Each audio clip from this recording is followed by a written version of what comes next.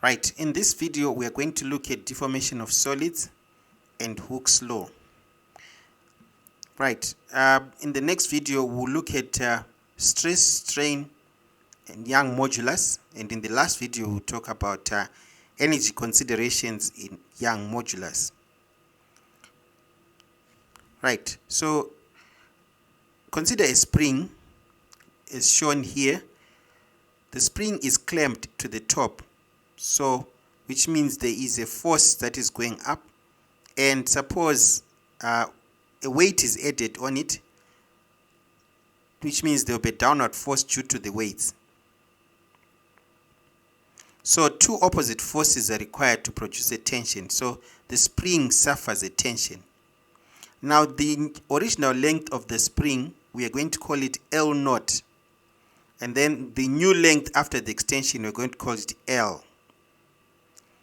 Right, so the spring is under tension, and the force that is as a result of that is the tension, and that tension is directly proportional to the extension. You saw that at the IGCSE level when you did Hooke's law, that the extension is directly proportional to the load. So in this case the tension is directly proportional to the extension, which means that a straight line graph can be obtained which passes through the origin. The more the spring is stretched, the greater is the tension in it. A graph of tension against extension is a straight line through the origin, and as we know from Hooke's law that this stretching force is directly proportional to the extension, provided that the elastic limit is not exceeded. So we can write it in symbol form T proportional to E, removing the proportionality sign, putting an equal sign, we have T equals KE. But we know that extension is equal to new length minus original length, L minus L naught. Therefore, making K the subject gives you T over E, where T is the tension and E is the extension. The spring constant K is units of newtons per meter. Since tension is measured in newtons, extension is measured in meters, so newtons per meter. The bigger the value of K, the stiffer the spring. So if you want to see how stiff a spring is, you just have to look at the value of its K. If the spring is stretched beyond the elastic limit, it does not regain its initial length when the force applied to it is removed. Now we are going to consider springs in parallel and springs in series. When two springs have been connected in parallel, as you can see there, two springs connected in parallel, so which means the extent to which they are going to be stretched is going to be limited or shortened.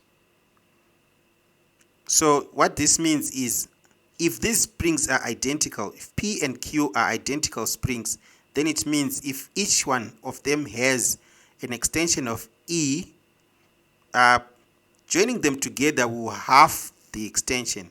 So we're going to have half E from both sides. So when two springs have been connected in parallel, you have the extension being halved. However, the combined spring constant is going to be doubled. So in this case we're going to call it K effective. On the other hand, when springs have been connected in series, you find that each of the springs having an extension of E, the overall extension is going to be 2E. However, the spring constant is going to be halved. So in summary, we are saying in parallel the extension of each spring is the same, so the force needed will be F is equal to KE. The force needed to stretch Q also will be F is equal to KQE. But since these springs are the same, then we can say KE plus KQE, then K effective E. So K effective will be equal to KP plus KQ. So if these are identical springs, then you're going to get 2K. But in this case, we've treated them differently, so it's going to be Kp plus Kq is equal to K effective. Then in series, the tension in each spring is the same and equals to the weight extension of the spring P. Sorry, the extension of the spring P is equal to force or the load over the spring constant. So it's going to be equal to W over Kp. And then the extension of Q will be W over Kq. And then total extension will be EP plus EQ. And then you're going to have them as that. So in other words, the K effective will be 1 over Kp plus 1 over Kq.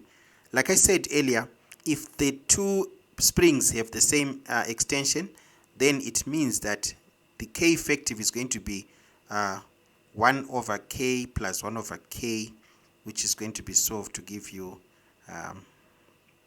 2K, I suppose.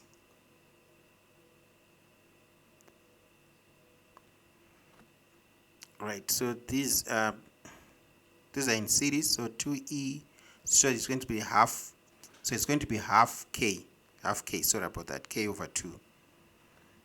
Just like you have resistors in parallel, 1 over R plus 1 plus 1 over R2 is going to give you the effective resistance over there. So resistors in parallel behave like springs in series, and resistors in series behave like springs in parallel. So that's what we have there. Now let's have an example to seal what we have just said here. The first example says, what is meant by elastic deformation? Elastic deformation means that the spring returns to its original length, shape, or size when the load is removed, i.e., there is no permanent deformation. Identical springs are arranged as shown.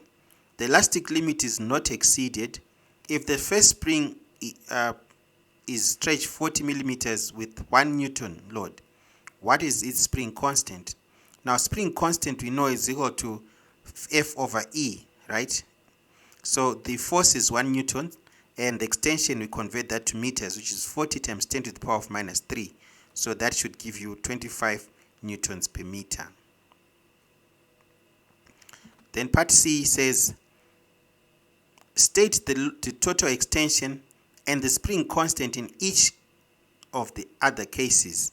So we have the second one there, 2 springs in series.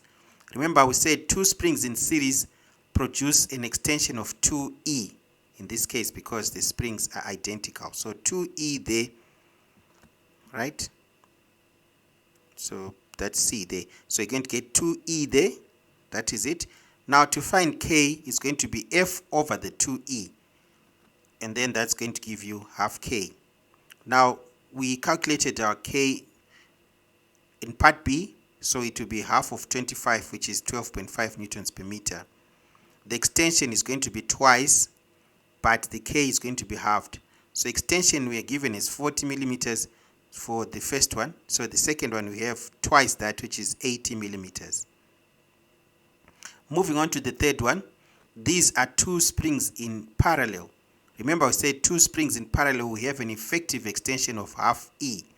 So we're going to have extension half E. Now to calculate K, we're going to give F over this half E. Then that's going to give you 2K. So 2K is 25 times 2, which is 50 newtons per meter. And the extension is going to be half, so it's going to be 40 divided by 2, which is 20 millimeters. Right, the fourth one, we have 2 in parallel connected to 1 in series.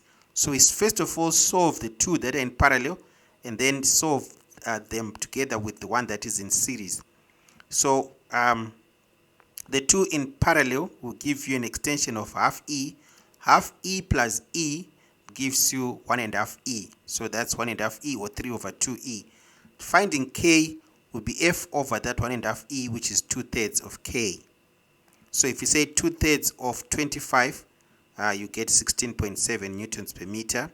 And also the extension is 1.5 E, so it will be 40 by 1.5, which is 60.